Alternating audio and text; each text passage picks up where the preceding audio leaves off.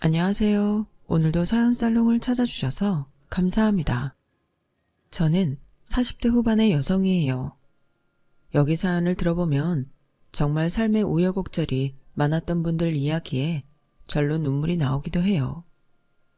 저도 지금까지 나름 마음고생이라는 걸 해봤어요.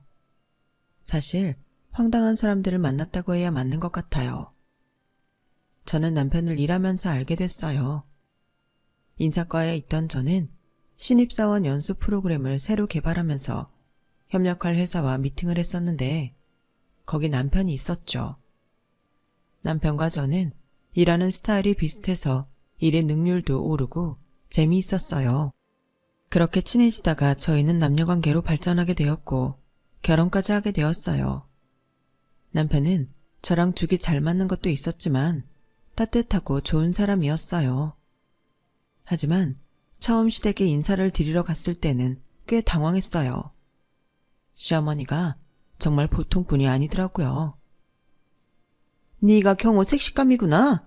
너 경호만 보고 우리 집을 니네처럼 생각하면 안 된다. 경호는 너처럼 그저 그런 회사원이지만 우리 성호는 변호사야 변호사. 지형보다 결혼할 여자도 먼저 생겼다니까? 시어머니는 자기가 변호사인 것처럼 거들먹거렸어요. 그리고 잠시 후에 변호사라는 동생이 오자 시어머니는 아주 자랑스러운 표정으로 자기 둘째 아들 얼굴을 붙잡고 저한테 일일이 설명하더라고요. 얘가 성호다. 봐라. 얼마나 잘생겼니? 이 큰 눈하며 코는 얼마나 우뚝 솟았니? 피부는 또 어떤지 봐라. 세상에 공부 잘하고 똑똑하고 잘생긴 애들은 좀 있더라. 근데 우리 성호처럼 이렇게 피부까지 우윳빛인 애는 아무리 눈 씻고 봐도 없어. 이게 다 내 피부를 물려받아서 얘가 이렇게 광이 나는 거야. 경호도 공부 조금만 더 잘했으면 의사나 변호사 될 수 있었는데 지가 거기까지 노력은 안 하더라. 어쩌겠니? 그것도 지 팔짱걸.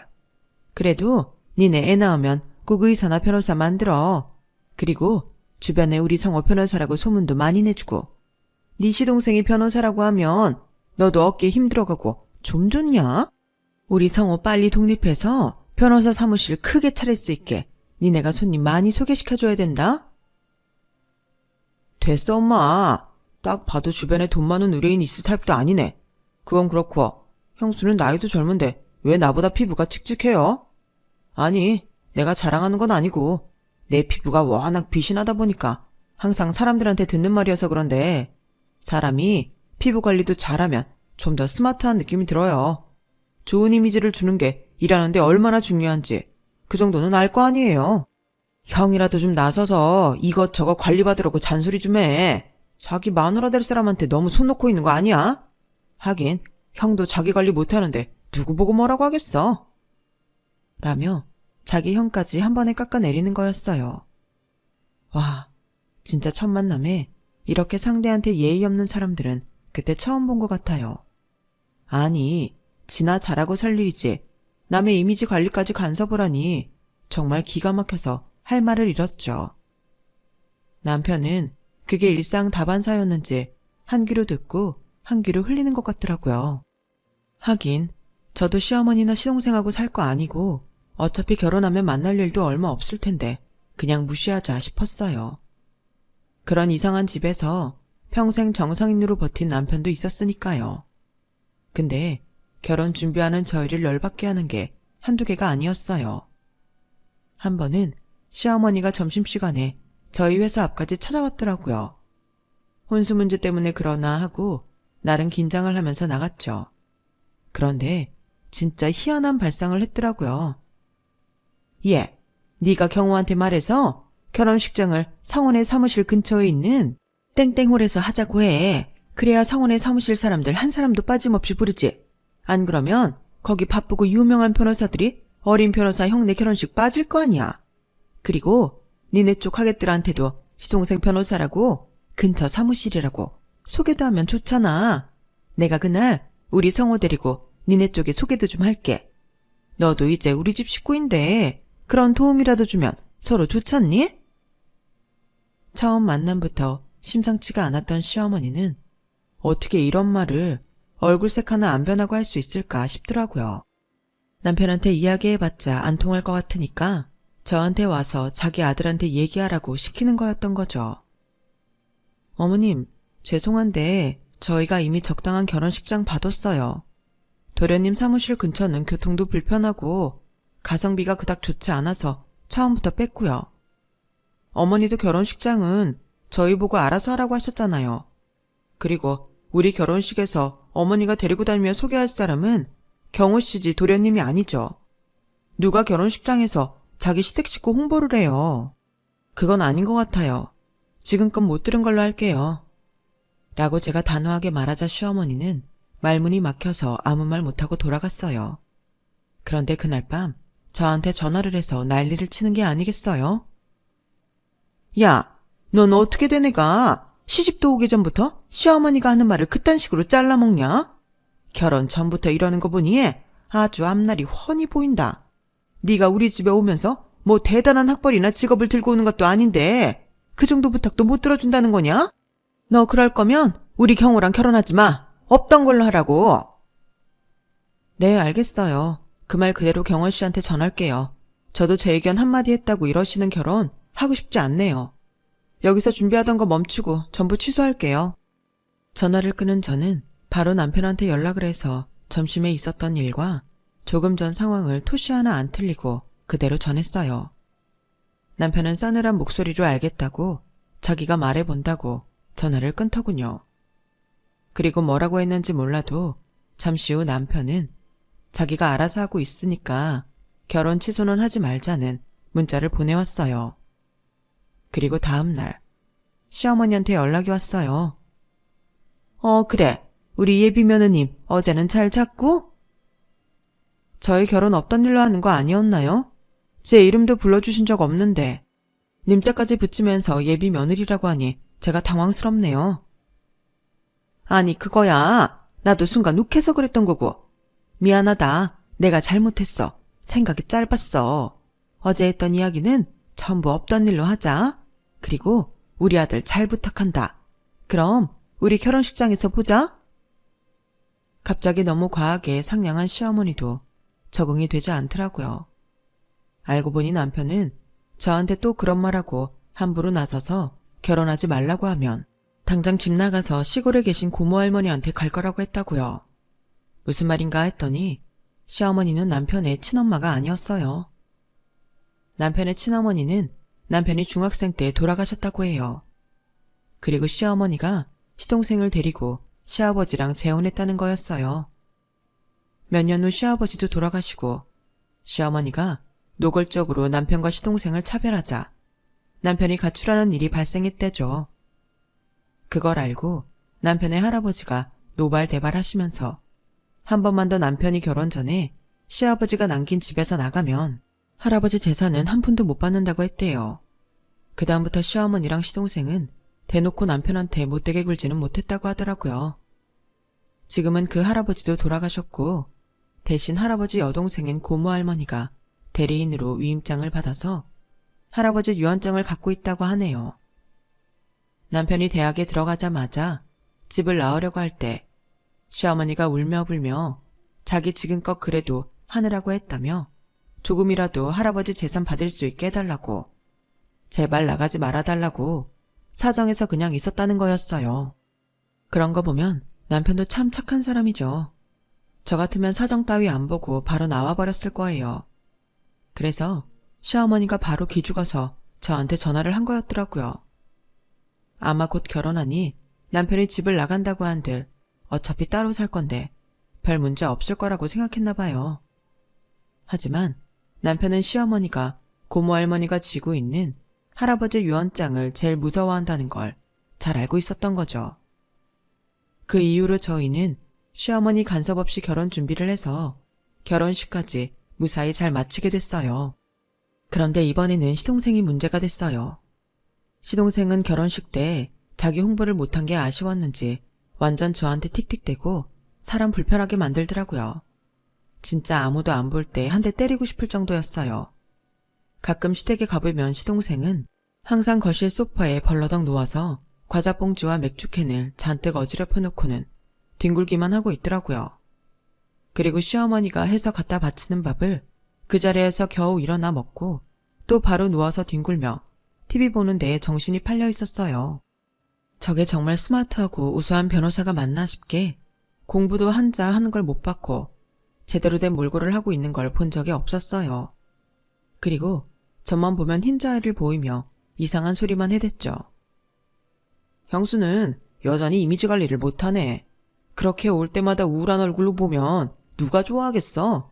웃어야 복이 온다잖아. 좀 웃어요. 오돈 복도 도로 가버리겠어. 걱정 마세요, 도련님. 저 일하는 데에서는 알아서 이미지 관리 잘해요. 그러니까 경호씨같이 괜찮은 남자 만나서 결혼도 한 거 아니겠어요? 저도 웬만하면 항상 웃고 싶은데 아무 데서나 실실 웃을 수는 없잖아요. 그리고 원래 사람은 자기가 우울하면 남도 그렇게 보인다던데요. 도련님 맨날 이러고 있는 거 보니 왜 남들을 안 좋게 보는지 조금 알 것도 같네요. 라며 제가 한마디도 안 지니까 열이 받아서 막 저한테 뭐라고 말하려 하더군요. 그때 마침 남편이 왔고 시동생은 저를 흘겨보며 참더라고요. 하지만 그 정도로 끝날 시동생이 아니었어요. 시동생은 그놈의 이미지 관리를 한다며 몸에 걸치는 건 전부 명품으로만 도배를 했고 시어머니도 마찬가지였어요. 두 사람이 한 달에 백화점에서 쓰는 돈만 해도 진짜 입이 다물어지지 않을 금액이었으니까요. 한 번은 제가 회사에 있는데 시동생한테 연락이 온 적이 있었어요. 형수, 나 지금 300만 빌려줘요. 월급 나오면 갚을게요. 지난번에 구찌에서 쇼핑 좀 했더니 카드값이 좀 나왔네요. 도련님, 저보다 월급 많지 않아요? 그런데 어떻게 카드값이 부족해요? 어쩐지 그이가 도련님 낭비벽 장난 아니라고 하더니 어머님은요? 어머님한테 부탁하세요.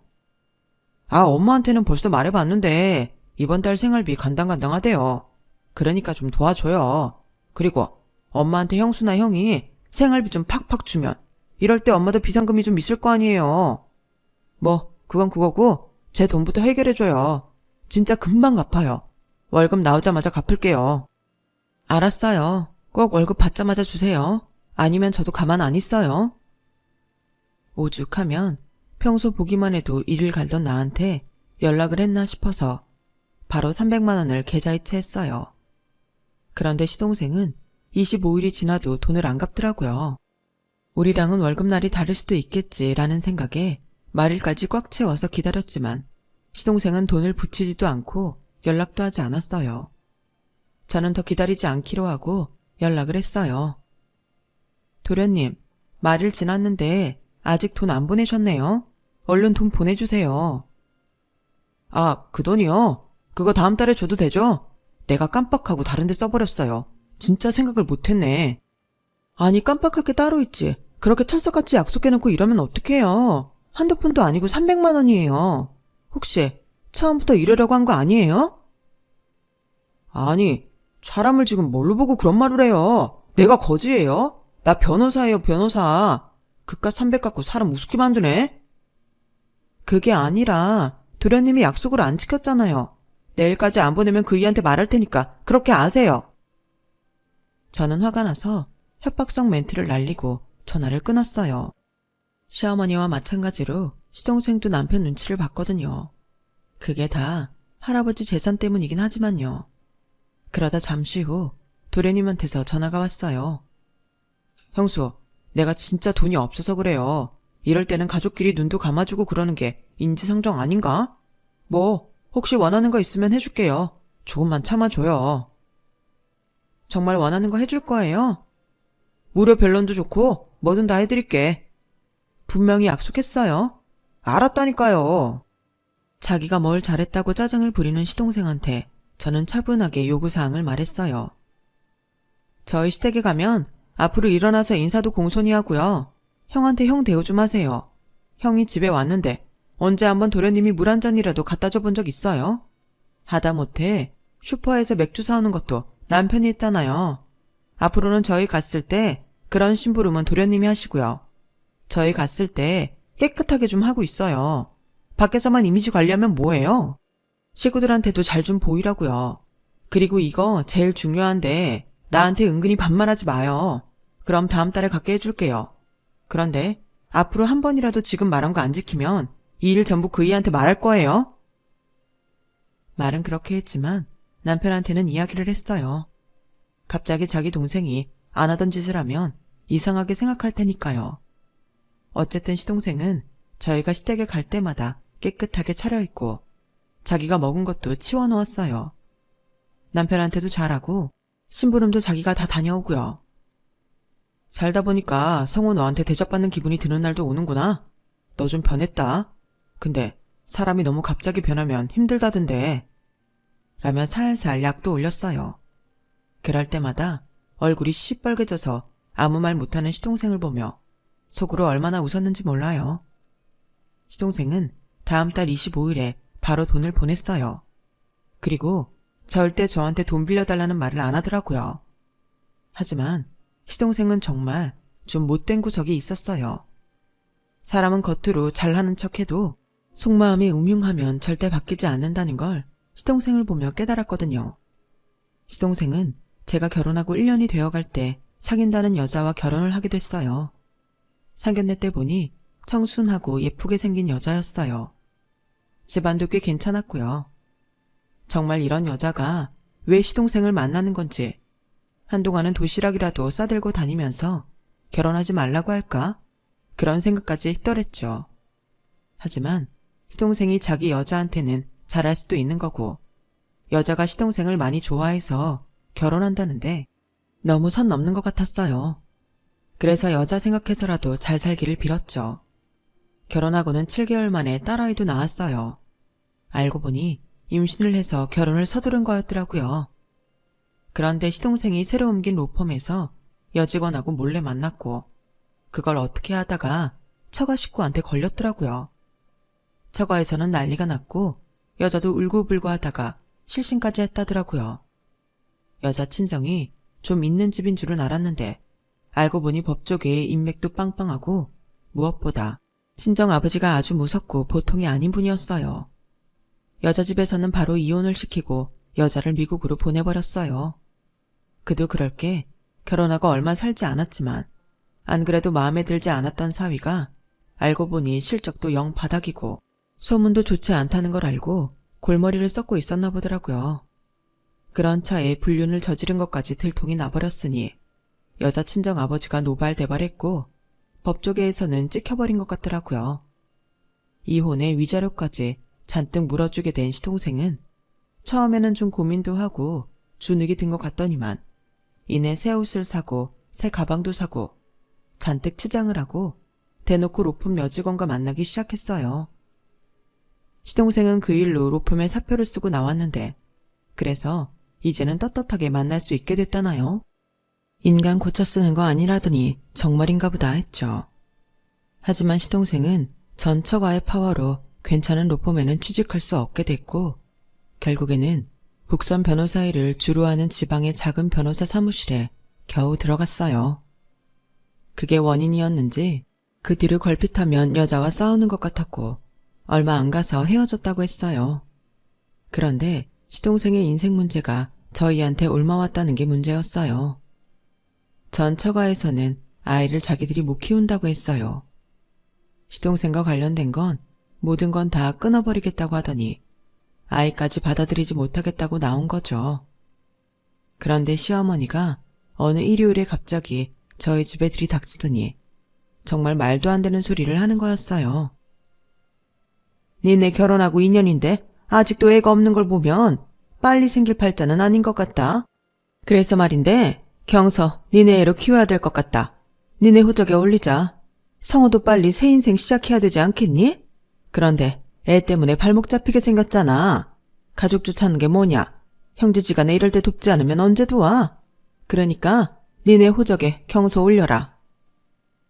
이런 말도 안 되는 소리를 아무렇지 않게 할 수 있었던 건 그 사이에 고모 할머니가 돌아가셔서 할아버지 유산 집행이 됐기 때문이었어요. 이제는 남편도 저와 가정을 꾸려서 나와서 사니 집을 나오는 문제도 없는 거고 유산도 곧 자기 몫을 받을 테니까요. 그 유산 갖고도 시어머니와 시동생은 매일 불평이었어요. 자기들이 생각했던 것보다 너무 적다는 거죠. 그래도 할아버지 유산이 꽤나 많아서 시어머니와 시동생 몫도 일반적으로 보면 결코 적은 돈이 아니었어요. 그런데도 매일 입이 대빨 나와서 자기들을 무시했다며 툴툴거렸어요. 그리고 이제 무서울 게 없으니 저희한테도 막 나오는 거였고요.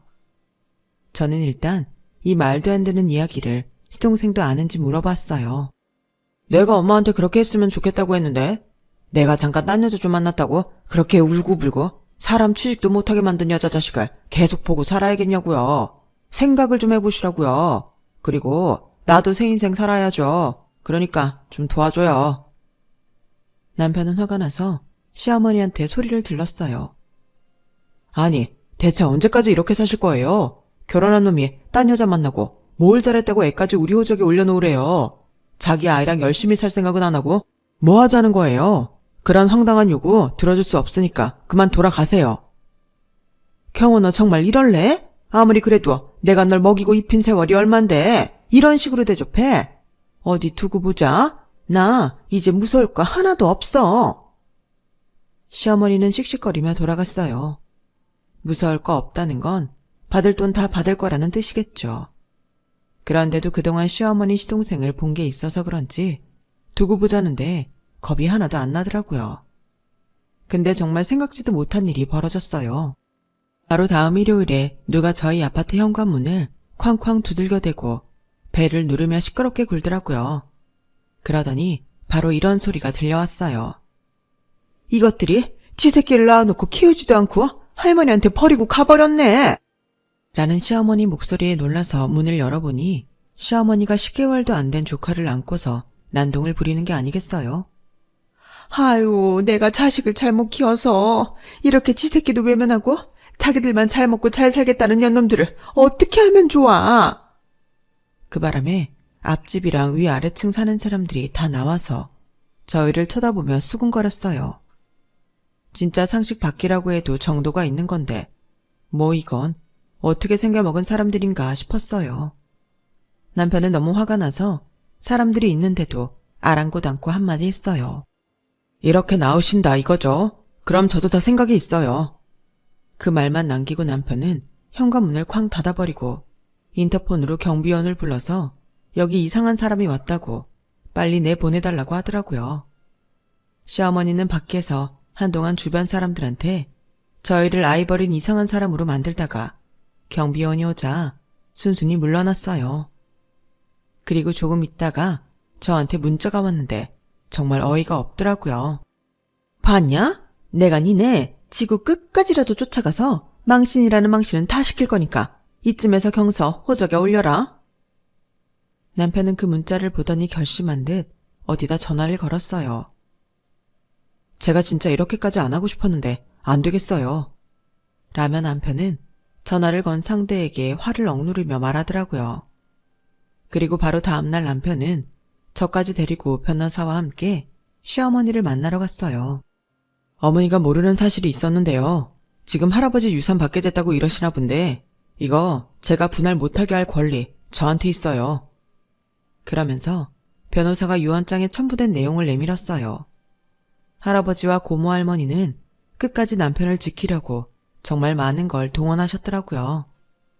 변호사는 놀라서 덜덜 떠는 시어머니에게 이런 말도 했어요.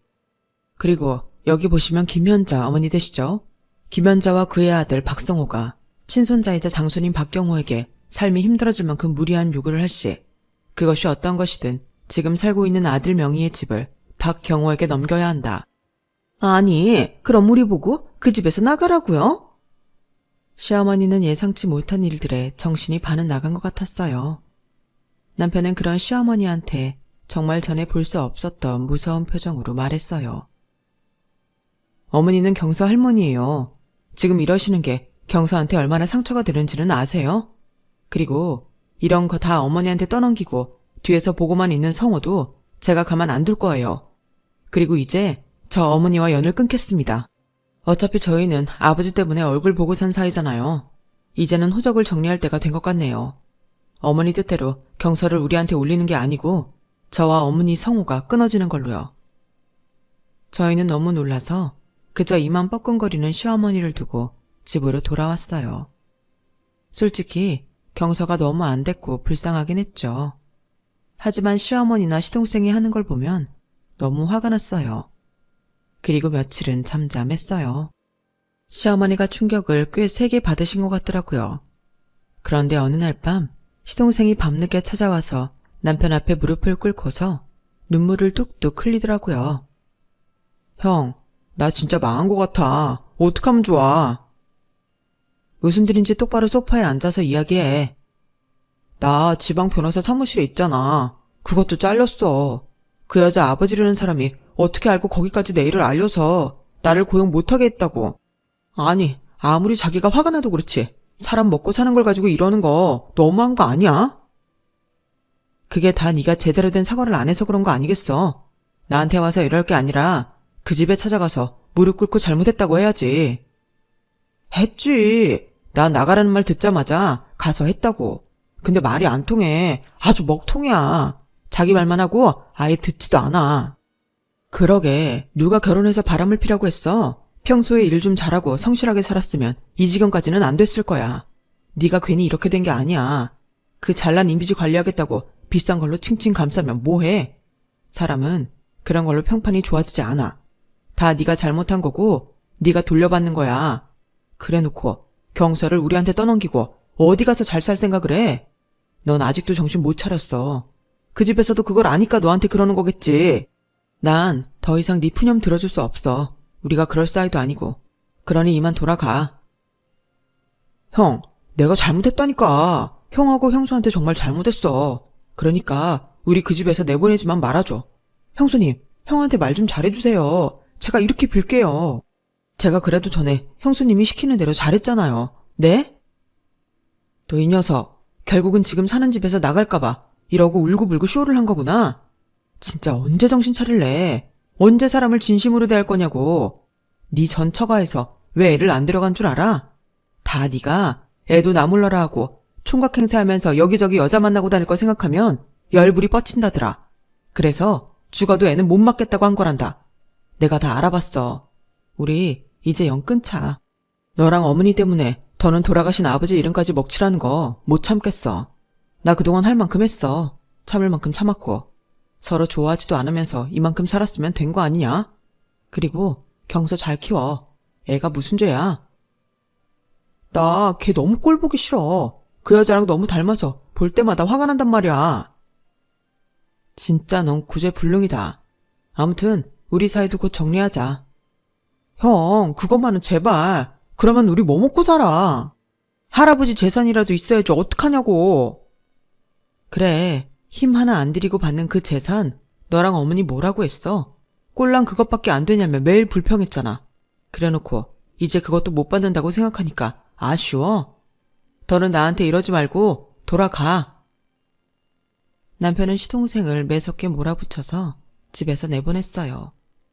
시어머니는 그날 있었던 일을 듣고는 다 끝났다며 울고불고 하다가 몸져 누웠다더라고요. 그 뒤로도 시동생은 몇 번 저희 집 앞에 찾아와 소리를 지르고 행패를 부렸지만 남편은 다시 봐주지 않았어요. 결국 호적도 다 정리해버렸고요.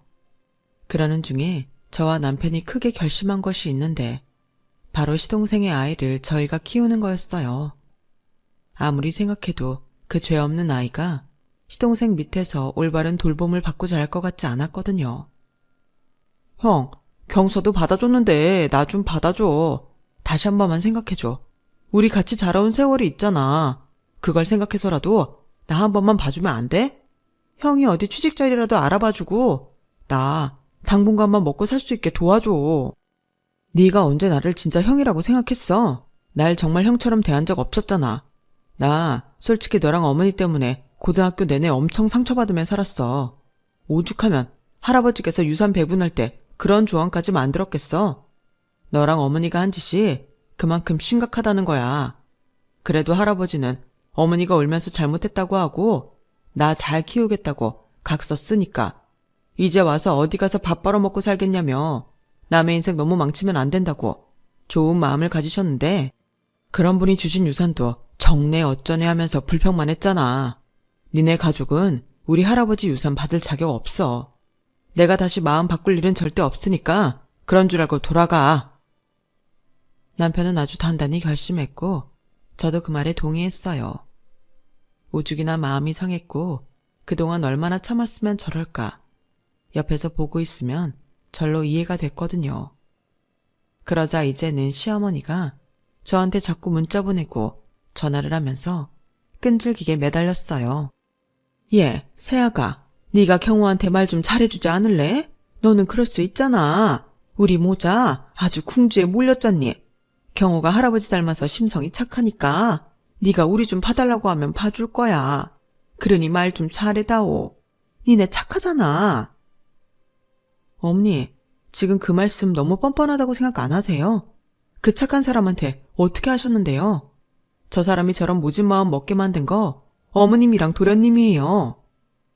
그러니까 내가 너한테 부탁하잖아. 우리 한 번만 도와주면 다시는 너희 불편하게 안 할게. 저는 남편한테 알리지 않고 제가 해결하려고 했지만 시어머니는 정말 찰거머리처럼 붙어서 매일 남편한테 말 잘해달라고 연락을 해왔어요. 그러다가 남편이 저와 시어머니가 통화하는 걸 듣게 됐고 남편은 크게 화를 내며 핸드폰을 뺏어들었어요. 이거 보세요. 정말 이러실 거예요. 저 이 전화 다 차단할 겁니다. 그러니까 그런 줄 아세요. 남편은 정말 시어머니 전화를 전부 차단해버렸고 그래도 시어머니는 공중전화나 다른 사람 핸드폰으로 연락을 해왔지만 결국에는 남편이 경찰에 신고하겠다고 했고 시어머니는 그제야 전화하는 걸 그만뒀어요. 그 이후로 시어머니와 시동생은 연락을 끊고 어디론가 잠적해버렸어요. 오만 욕심을 다 부리고 다른 사람들을 이용해 먹을 생각만 하더니 끝이 정말 좋지 않았죠. 시동생은 몇 년을 더 백수로 지내고 있다가 나중에야 겨우 지방의 한 사무실에 들어갔다는 이야기를 들었어요. 시어머니와 시동생을 보면 결국 자기가 했던 그대로 다 돌려받는다는 말이 저절로 떠올라요. 두 사람을 보며 저 또한 앞으로도 인생을 잘 꾸려가야겠다고 다짐했죠.